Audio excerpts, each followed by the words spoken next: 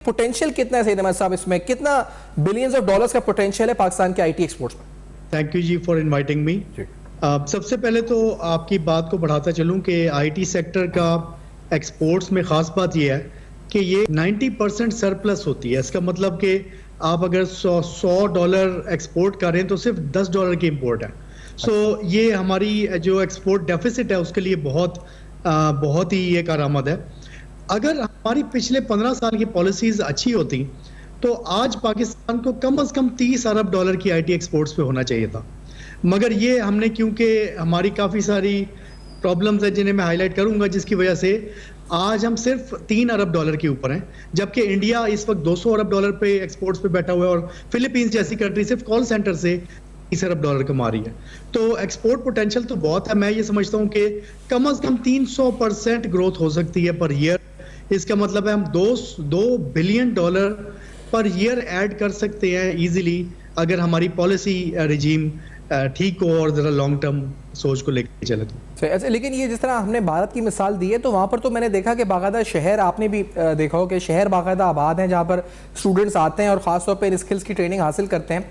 खासतौर पे software exports और एक्सपोर्ट्स में किस तरह उन्होंने पोटेंशियल टैप किया है, एज अ मॉडल हम किस तरह फॉलो कर सकते हैं उसको? देखिए, दुनिया में इस वक्त आईटी की, इसको हम कहते हैं नॉलेज इकोनॉमी में जा चुकी है। और इस वक्त पूरी दुनिया में जब दूसरी जॉब्स खत्म हो रही हैं और वो सारी जॉब्स आईटी में क्रिएट हो रही हैं, एआई, आईओटी और नई नई फील्ड्स हैं जिसमें इस वक्त दुनिया में लोग नहीं मिल रहे। जापान ने पाकिस्तान को अप्रोच किया, दे वांटेड कि हमें 2 लाख बंदे चाहिए, और इसी तरह जर्मनी को 3 लाख लोग चाहिए पाकिस्तान से, मगर पाकिस्तान के पास इस वक्त ये वर्कफोर्स नहीं है। इंडिया ने जो काम किया, एक तो उन्होंने अपनी एजुकेशन सेक्टर में आईआईटीज़ के थ्रू, दूसरी यूनिवर्सिटीज़ के थ्रू अच्छे ग्रेजुएट्स पैदा किए, और वो आप देखते हैं कि आज ना सिर्फ इंडिया में बल्कि पूरी दुनिया में बड़ी बड़ी कंपनीज के सीईओज तक आज आईआईटी के ग्रेजुएट्स हैं। इसी तरह उन्होंने टैप इन किया जो दुनिया में डिमांड थी। इंडिया ने अपना इमेज बिल्ड किया एज आईटी डेस्टिनेशन।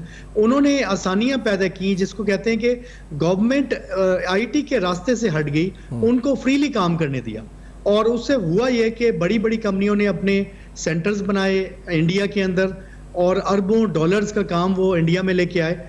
तो ये ऐसी फील्ड है जिसमें गवर्नमेंट को बहुत ज़्यादा कुछ करने की ज़रूरत नहीं। हमें कोई बड़े बड़े प्लांट्स नहीं चाहिए, हमें कोई बिजली के टैरिफ नहीं चाहिए।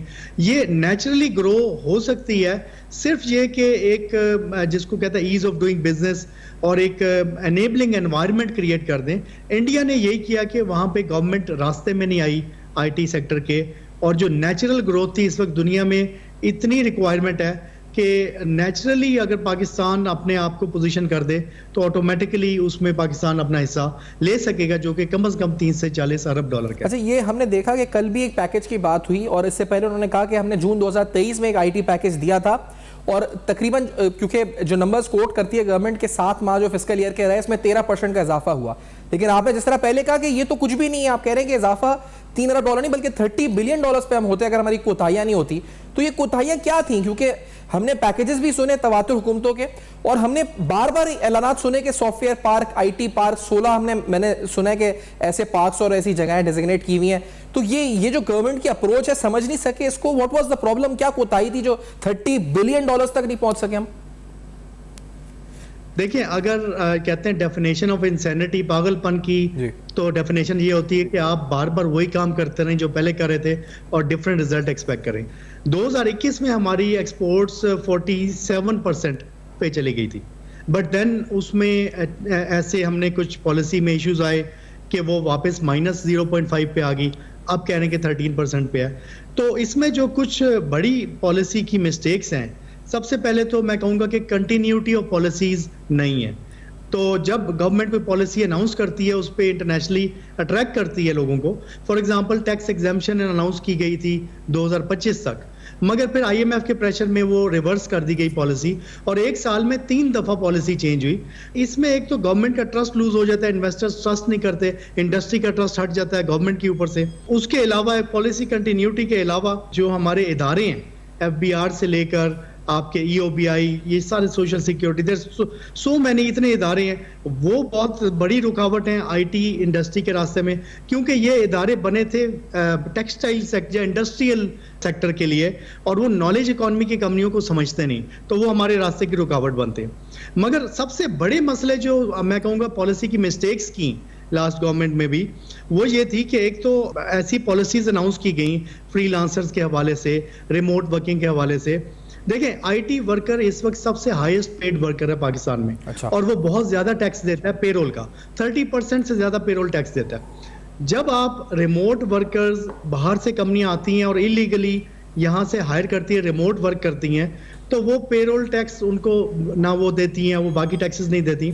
इसी तरह फ्रीलांसर्स पे आपने 1% जब कर दिया, तो इंडस्ट्री में अब वो जो 30% टैक्स कटवाने के लिए एम्प्लॉइज तैयार नहीं। अब हो ये रहा है कि हमारी सारी इंडस्ट्री इस वक्त ग्रे में जाती जा रही है, और वो इस वक्त आहिस्ता आहिस्ता फ्रीलांस में कन्वर्ट होती जा रही है। अच्छा। तो बजाय इसके कि हम मतलब ये भी हो रहा है ना कि बहुत से लोग जो अपने जो मंथली सैलरीज हैं वो रेमिटेंस के थ्रू भी यहाँ पे इनवर्ट रेमिटेंस कर देते हैं, क्योंकि आपके ज्यादातर एक्सपोर्ट्स होते हैं, तो वो वहीं से फिर रेमिटेंस एम्प्लॉइज के अकाउंट में हो जाती है, और उस पर फिर जाहिर बात है टैक्स के हवाले से उनको इस्तेस्ना मिल जाता है। जी, ये इस्तेस्ना नहीं है, ये एक इलीगल प्रैक्टिस है कि अब आप एक इंटरनेशनली जब किसी ने भी अगर पाकिस्तान से किसी वर्कर को हायर करना है, तो उनकी एक लीगल एस्टेब्लिशमेंट होनी जरूरी है। उससे हो ये रहा है कि यहाँ की जो लोकल कंपनियां, उन पे ऊपर भी प्रेशर है कि वो भी अपनी बाहर की ब्रांच से रिमोट हायर करना शुरू कर दें, या अपने एम्प्लॉइज को फ्रीलांस डिक्लेयर करके उनको पेरोल टैक्स ना काटें। सो एक तो ये पॉलिसी की आपको तजाद नजर आएगा, जिससे हो ये रहा है कि स्ट्रक्चर्ड इंडस्ट्री से अनस्ट्रक्चर्ड और ग्रे की तरफ जाती जा रही है हमारी इंडस्ट्री, और हमारी कंपनीज नजर आ रही हैं जैसे कि वो छोटी छोटी कंपनीज ना बजाय के। तो मुझे ये बताएं कि मैं इससे पहले मैं ब्रेक पे जाऊं कि ये $3 बिलियन ये आप क्योंकि कहे ग्रे भी इसमें बहुत है, तो ये डॉक्यूमेंटेड है, इसका बहुत बड़ा हजम अनडॉक्यूमेंटेड भी है जो we don't know about that. जी, तो $3 अरब तो इस वक्त स्टेट बैंक के थ्रू आ रहा है, सारा डॉक्यूमेंटेड है, और इस इतना ही तकरीबन एक्सपोर्ट्स ऐसी हैं जो कि अनडॉक्यूमेंटेड और ग्रे में जा रही हैं, और आहिस्ता आहिस्ता हम देख रहे हैं कि जो डॉक्यूमेंटेड भी है वो भी ग्रे की तरफ शिफ्ट होती जा रही है। अच्छा, आपने भी जिक्र किया कि जापान से या दीगर ममालिक से डिमांड तो थी, लेकिन हमारे पास ह्यूमन कैपिटल नहीं था। अच्छा, हमने फिर मुख्तलिफ NGOs की सूरत में, जैसे सैलानी का जिक्र किया मिफ्ता साहब ने, हमने अल खिदमत देखा है, JDC, मुख्तलिफ ऑर्गेनाइजेशन है जो कोर्सेज भी करा रहे हैं, फिर मुख्तलिफ ऑनलाइन प्लेटफॉर्म्स है जिनसे लोग कुछ कोर्सेज करते हैं, DG स्किल्स का हुकूमत ने जिक्र किया कि हमारे पास है, लेकिन is it enough to basically compete in the global market? देखिए जी, वो डिफरेंट लेवल पे काम हो रहे हैं मुल्क में, मगर मेरे ख्याल में वो बहुत ही लो वैल्यू या लो क्वालिटी के ऊपर काम हो रहा है। अच्छा। हाई क्वालिटी ग्रेजुएट्स नहीं निकल रहे, हाई क्वालिटी के प्रोग्रामर्स इंडस्ट्री को नहीं मिल रहे। आजकल AI का जमाना है, सो ये जो लो क्वालिटी की स्किल्स हैं ये बड़ी जल्दी ऑटोमेट हो जाएंगी और इनके लिए जॉब्स नहीं रहेंगी। व्हाट वी नीड इज कि हमें हाई क्वालिटी के ग्रेजुएट्स चाहिए, और अनफॉर्चुनेटली हमारी जो ग्रेजुएट क्वालिटी है वो बहुत लो है। इसी तरह जितने आपने ये स्किल डेवलपमेंट प्रोग्राम्स की बात की, जी। सरकारी भी और प्राइवेट सेक्टर पे भी कम से कम मैंने अंदाजा लगाया कि 1 से 2 मिलियन लोगों को ट्रेन करने के लिए फंड्स जारी किए जाते हैं तकरीबन हर साल, मगर वो वर्कफोर्स इंडियन इंडस्ट्री में नहीं आ पाती, बिकॉज वो उनकी quality of the skill training वो नहीं है। एक प्रोग्राम इंडस्ट्री के साथ मिलके किया पाशा और PSEB ने, जिसमें 5000 लोगों को ऑन द जॉब ट्रेनिंग दी गई। आई थिंक उसके रिजल्ट्स रिलेटिवली बेहतर थे।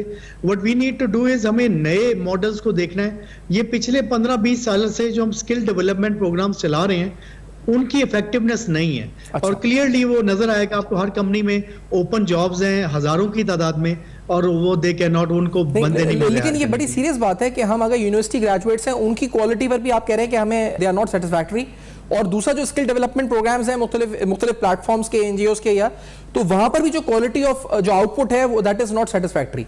दोनों तरफ यही हाल है जी। अच्छा, तो अब एक और मुझे बात बताइएगा कि बहुत से लोग फिर मुख्तलिफ, जैसे यूडेमी है, मुख्तलिफ कोर्सेज हैं, प्लेटफॉर्म्स हैं जहां से ऑनलाइन इस तरह के कोर्सेज करते हैं जिसमें स्किल्स सिखा दी जाती हैं, तो वो उनकी क्वालिटी होती है इंप्रूव, या वो भी उसी लेवल पे आ जाता है? देखिए, ये जितने आपने इनको मूक्स कहते हैं, जो यूडेमी वगैरह हो गए, प्लेटफॉर्म्स हो गए, या इवन जो आपने लोकल देखे हैं बड़े बड़े प्रोग्राम्स ट्रेनिंग के, उनका जो सक्सेस रेट है वो 2 to 3% है। अगर 1 लाख बंदा आएगा तो उसमें से 1, 2,000, 3,000 बच्चा वो कुछ कमाई करने के काबिल होगा। सो जनरली उनकी क्वालिटी या उनकी सक्सेस रेट बहुत कम है। और 1-2 प्रोग्राम्स हैं जो कि हिस्ट्री में सक्सेसफुल हुए। फॉर एग्जांपल एक prime ministers outreach scholarship program था जो 2008-9 में इंट्रोड्यूस हुआ था, जिसमें आपने दूर दराज के इलाके के सिंध बलूचिस्तान के जो सरकारी स्कूलों के टॉप करने वाले बच्चे हैं उनको उन्होंने स्पॉन्सर किया इग्नाइट ने, R&D फंड ने, और उनको फास्ट नस्ट लम्स जैसी यूनिवर्सिटियों में दाखिले दिलवाए।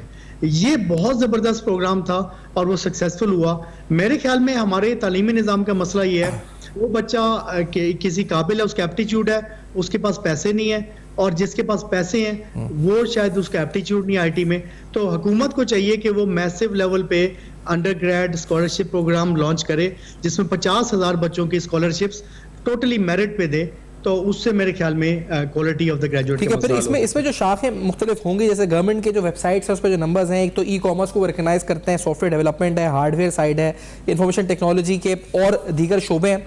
किन बेसिक एरियाज या जो कैटेगरीज के अंदर आपको लगता है कि तालीम को फरोग देना चाहिए, क्योंकि ई कॉमर्स भी एक बहुत बड़ा पोटेंशियल बन गया है? जी, काफी सारे हैं। गेम डेवलपमेंट, VR AR वो एरिया है जिसमें डिजाइनिंग है, इसमें प्रोग्रामिंग बेसिक कहते हैं कि हर बच्चे को, हर स्कूल के बच्चे को प्रोग्रामिंग आनी चाहिए क्योंकि वो बेस है, वो आपको सोचने का तरीका सिखाता है। सो प्रोग्रामिंग स्किल्स तो हमें स्कूलों में भी सिखानी चाहिए हर लेवल पे। इसके अलावा फिर ई कॉमर्स बहुत बड़ा अमेजोन के थ्रू पोटेंशियल है। सो बहुत सारे कॉल सेंटर्स हैं जो कि आप आम बच्चे जिनको कंप्यूटर नहीं आता मगर इंग्लिश बोल सकते हैं, वो कॉल सेंटर्स के थ्रू फिलीपींस $30 अरब सिर्फ कॉल सेंटर्स के थ्रू कमा रहा है। अब हुकूमत को जैसे आप कह रहे हैं कि क्या करना चाहिए, तो अब वो कहते हैं कि रोड मैप पेश करें, और ये बयान हम एक बार नहीं कई बार सुन चुके हैं। अगर आप गूगल पे हिस्ट्री में जाके देखें रोड मैप IT सेक्टर, तो मेरे ख्याल से हर वज़ीर आज़म आके कहते हैं तकरीबन ये बातें आती हैं, वही रूटीन के पैकेज और ये सब चीज़ें। तो इस दफ़ा क्या डिफरेंट होना चाहिए आपके नज़दीक? देखें, बहुत बड़े बड़े मसाइल हमें दरपेश है। आपने देखा कि मुल्क में इंटरनेट बंद हो जाता है, मुल्क में VPN को भी शट डाउन हो रहे हैं। तो इस तरह के जब न्यूज़ बाहर जाती हैं तो पाकिस्तान के अंदर बिजनेस करना मुश्किल हो जाता है। आई थिंक कि ये मसाइल तो पाकिस्तान के रहेंगे। उसके लिए एक हमने प्रोजेक्ट, पहले मेरा ही प्रोजेक्ट था स्पेशल टेक्नोलॉजी जोन्स का, जो हमने अप्रूव करवाया था और इस वक्त उसकी अथॉरिटी भी बनी है। उसके हवाले से प्राइम मिनिस्टर ने तजावीज़ भी मांगी है। स्पेशल टेक्नोलॉजी जोन को फाल करने की ज़रूरत है। वो प्रोजेक्ट एक वन विंडो के थ्रू स्पेशल इकोनॉमिक जोन है, स्पेशलाइज फॉर IT सेक्टर। उसका फ़ायदा ये है कि एक क्लस्टर बेस्ड अप्रोच है। उसके अंदर आप चाहे वहां पे आप एग्जाम्पशन दे सकते हैं कंपनियों को, इंटरनेट शटडाउन भी नहीं होगा, वहां पे VPN भी नहीं बंद होगा, वहां पे हर तरह की बैंकिंग सर्विसेज ओपनली अवेलेबल होंगी, वहां बिजली बंद नहीं होगी, वहां पे इंसेंटिव बगैर फ्रॉड के दिया जा सकेगा। तो स्पेशल टेक्नोलॉजी जोन का प्रोजेक्ट मेरे ख्याल में अगर उसको फाल कर दें तो तकरीबन 70 to 80% मसाइल हल हो जाएंगे। इस वक्त वो प्रोजेक्ट मैं कहूँगा कि ऑलमोस्ट डेड है, उसको अलाइव करने की जरूरत है और उसको ठीक सिम्त में लेके जाने की जरूरत है जी। अच्छा, तो इसमें क्योंकि आपको लगता है कि गवर्नमेंट इंटरेस्टेड भी है सीरियसली, और आप स्टेक होल्डर जैसे पाशा या दीगर प्लेटफॉर्म्स को रोड मैप के लिए लिए, इससे पहले आपको ऑन बोर्ड या लेंगे, आपसे कोई रब्ता हुआ है? जी, वो तो अभी रोड मैप मांगे है तो वो कंसल्टेशंस तो चलती रहती हैं, मगर बात यह है कि बोल्ड स्टेप लेने की जरूरत है। होता यह है कि हमेशा जब तजावीज़ आती हैं तो कभी IMF रास्ते में आ जाती, कभी फाइनेंस मिनिस्ट्री रास्ते में आ जाती, कभी वो लैंड माफिया। इस वक्त special technology zone land mafia की नज़रों में है, और जो लोग बजाय IT के इन्वेस्टर बन के प्रॉपर्टी में इन्वेस्ट करना चाहते हैं। तो हमें इस वक्त चाहिए कि एक बोल्ड किस्म की स्ट्रेटजी लेके आए, IT सेक्टर को एग्जम्पशन दें, अगले 5 साल इसको बिल्कुल ओपन फील्ड दें, और इसको जो इसकी देखें, अगर आपने $2-3 अरब एक साल में कमाने हैं, कम से कम आपको $100 मिलियन की इन्वेस्टमेंट तो उस शोबे में करनी पड़ेगी। ये नहीं हो सकता कि आप $1 मिलियन भी इन्वेस्ट ना करें और अरबों डॉलर कमाने के लिए वर्किंग करें। सो जहां हम टेक्सटाइल सेक्टर को इतनी सब्सिडीज, इतनी मराहत सब कुछ देते हैं, IT सेक्टर को मेरे ख्याल में बेसिकली ये टेक्नोलॉजी जोन दे दें, थोड़ी सी इन्वेस्टमेंट स्किल डेवलपमेंट के अंदर करें, जहां पे हम अपने बच्चों को स्कॉलरशिप्स दें। एक बहुत बड़ी अपॉर्चुनिटी सऊदी अरेबिया के अंदर आई है, विजन 2030 उनका है। वहां पे अगर हम लोग स्पेशल कॉरिडोर, हमारी स्पेशल रिलेशंस हैं सऊदी अरब से, उनके साथ कोई एक स्पेशल आईटी का कॉरिडोर बनाया जाए जिसमें तो वो स्पेशल ट्रीटमेंट दे पाकिस्तानी कंपनीज को, क्योंकि इस वक्त वहां पे पूरी दुनिया में सबसे बड़ी अपॉर्चुनिटी आईटी की एक्सपोर्ट्स के हवाले से सऊदी अरब में खुल रही है। और मेरे ख्याल में वहां भी अगर हुकूमत तवज्जो दे तो बहुत फायदा उठाया जा सकता है। लेकिन ये मुझे बताया कि ये जो आपने ये जो गैप है, जो अभी मिफ्ता इस्माइल साहब का भी हमने शॉर्ट सुनाया था, तो वो जो वैल्यू एडिशन है ये एक बड़ा इंपॉर्टेंट लफ्ज है। ये टेक्सटाइल में भी हम शायद इसमें पीछे रह गए, दीगर जो हमारे एक्सपोर्ट्स हैं उसमें भी हम इसमें पीछे रह जाते हैं वैल्यू एडिशन में। तो यहाँ पर अभी जो हमारी नेचर ऑफ एक्सपोर्ट्स है विदाउट एनी इंफ्रास्ट्रक्चर इन्वेस्टमेंट, जो आप कह रहे हैं कि एटलीस्ट $100 मिलियन की हो, तो अभी हम कहां पर हैं? अभी हम यही काम करते हैं, छोटे मोटे वेबसाइट बना दी, वेबसाइट की मेंटेनेंस कर दी, किसी का ई कॉमर्स स्टोर जो हमने बना दिया या उसको ऑपरेट कर दिया या मेंटेन कर लिया, या फिर थोड़ा बहुत सॉफ्टवेयर का काम भी जो वैल्यू एडिशन का आ जाता है, कि हम यही है हमारा इस पर मेन जो हमारा प्रोडक्ट्स हैं, या we are in value addition? आपको लगता है? देखिए, एक पूरा पिरामिड है। हमारे पास बहुत हाई वैल्यू कंपनीज भी हैं। अच्छा। जो कि नैस्डैक से लेकर नासा तक के लिए काम कर रही हैं, और लो लेवल पे भी काम हो रहा है। मसला तब आता है जब हम होलिस्टिकली पूरी इकोसिस्टम को डील करने के बजाय सिर्फ फ्रीलांसिंग को फोकस करना शुरू कर दें या किसी और स्टार्टअप को फोकस करना शुरू कर दें, तो फिर ये मसाइल जन्म लेते हैं। मेरे ख्याल में यस, फ्रीलांसिंग एक लो वैल्यू के ऊपर काम हो रहा होता है जैसे आपने कहा, बट देन हमें एनकरेज करना चाहिए कि वो फ्रीलांसर्स अपनी कंपनियां बनाएं और वो एसएमईज जो हैं वो और बड़ी कंपनियां बनाएं। तो जो मैंने पहले बात की कि जो ग्रे सेक्टर में हमारी पॉलिसियां धकेलती जा रही हैं, तो एक रिवर्स गियर में लगा हुआ है। सो हमें क्या करना है कि हमें स्ट्रक्चर्ड कंपनियां बनाने को इंसेंटिवाइज करना है। हाई वैल्यू काम हो रहा है, मगर इसको 100 गुना बढ़ाने की जरूरत है। अच्छा, और वो तभी होगा जब जो ममालिक हैं सही साहब, ये मुझे बताएं, जिन ममालिक को हम टारगेट कर रहे हैं, टॉप 5 एक्सपोर्ट डेस्टिनेशन जो हमारी हैं, इसमें अमेरिका है, यूएई है, यूके है, सिंगापुर है, कनाडा है। तकरीबन $910 मिलियन 2018-19 में हमारी आईटी जो वेबसाइट है मिनिस्ट्री की, वो कहती है कि हमने एक्सपोर्ट्स किए। 19-20 में ये $1.15 बिलियन हैं। हम इन ममालिक के अलावा भी और टैप कर सकते हैं? Why only these 5 countries? क्या या इन्हीं में बहुत पोटेंशियल और है हमारे पास? देखिए, सिर्फ अमेरिका की बात करें तो पाकिस्तान का अमेरिका में 70% एक्सपोर्ट्स है। अच्छा। और पूरी दुनिया की आईटी के अंदर भी अमेरिका की बाइंग 60 to 70% है। तो डेफिनेटली विद इन आप कहें कि America is definitely something we should definitely focus on.